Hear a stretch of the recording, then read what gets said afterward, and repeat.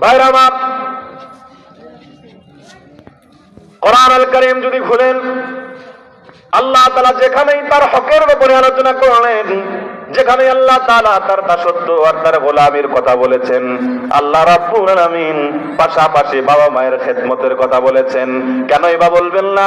বাবা মা এমন এক আযীমুশ শান নিয়ামত, বাবা মা এমন এক নিয়ামত, যার আছে সে বুঝে না, আর যার চলে গেছে সে বুঝে কি হারাইলাম। কথা কোন ঠিক কিনা?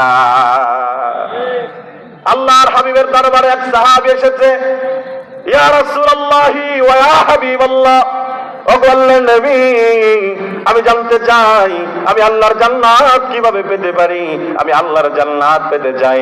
আল্লাহর নবী ডাকতে কয়, সাহাবী, জান্নাত তোর বাবা মায়ের পায়ের নিচে। বলি সুবহানাল্লাহ।